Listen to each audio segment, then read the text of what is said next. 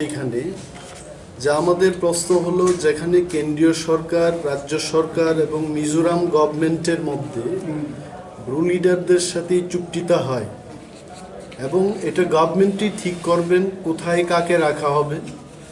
আজকে 144 ধারা সেখানে বলবৎ করা হলো। এই রাজ্যের ইতিহাসে কিন্তু কখনো কোনো আন্দোলনকারীরা, এটা অন্তত আমরা দেখিনি কোনো রাজনৈতিক সংস্থা ছাড়াও কোনো অন্যান্য সংস্থা এইভাবে 144 ধারাকে অমান্য করে আন্দোলন করার কোনো নজির ত্রিপুরার ইতিহাসে নেই। তো why the government is keeping quiet, এবং এখানে কেন করছে আন্দোলন? আমি নাগরিক সুরক্ষা মঞ্চের বিরুদ্ধেই বলছি না, বলতেও চাই না, আসলে জানিও না এই সংগঠনের কাজটা কি। যে যারা আন্দোলনটা করছে এদের কোনো নিজের বাড়ি দখল হচ্ছে, এদের ব্যক্তিগত কোনো সম্পদ দখল হচ্ছে সেখানে ব্রুদের রিহ্যাবিলিটেশন দিতে গিয়ে? এটা আমার প্রশ্ন। আর যদি না হয় তাহলে এই লোকগুলো কেন আন্দোলন করছে? What is their problem? এবং আমার জানা মতো এই যে নাগরিক সুরক্ষা মঞ্চের যারা, আমার কাছে যতটুকু খবর আছে, most of them are non tribal, তার মানে নন রিয়াং, নন দেববর্মা, নন জমাতিয়া, এবং এডিসি এলাকাতেই ব্রুদের রিহ্যাবিলিটেশন দেওয়ার চেষ্টা চলছে যতটুকু খবর আমাদের কাছে। তাহলে ওই লোকগুলোর গায়ে আগুন লাগছে কেন? হোয়াই?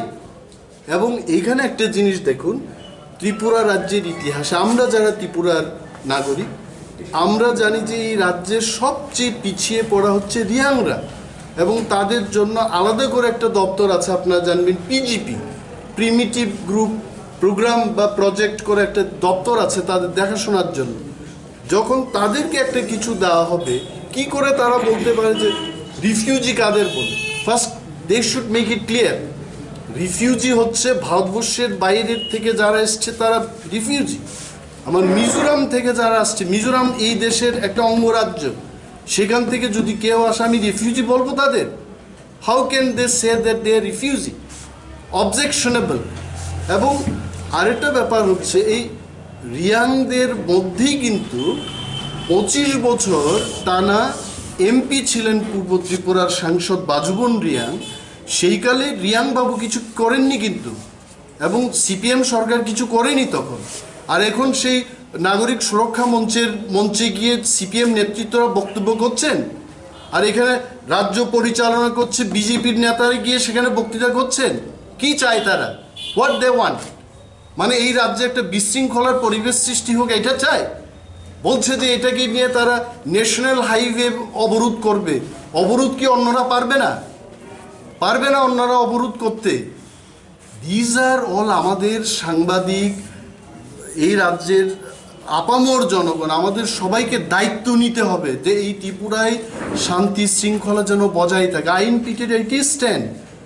স্টেট গভর্নমেন্টকে এই ল অ্যান্ড অর্ডার সিচুয়েশন, যে এখানে একজন আইএস অফিসার যিনি এটাকে করেছেন, বিজ্ঞপ্তি জারি করেছেন, উনার অফিস খুলতে পারছেন না উনি 5 দিন ধরে।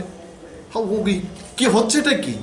এবং ইতিমধ্যেই মোদীজি, अमित शाह जी और राजनाथ सिंह जी को मैं आपको ये संदेश देना चाहता हूँ। एक आईएएस ऑफिसर जिन्होंने ये 144 लागू किया था, वहाँ उनका ऑफिस नहीं खुल पा रहा। মানে এই যে একটা কাঞ্চনপুর কি ভারতবর্ষের আইনের সংবিধানের বাইরের একটা মহকুমা? এবং রাজ্য সরকার যদি এটাকে কন্ট্রোল করতে না পারে, let central government come and take action here. এখানে একটা ব্যবস্থা হোক, এটা আইন পিটি স্ট্যান্ড হোক। Thank you.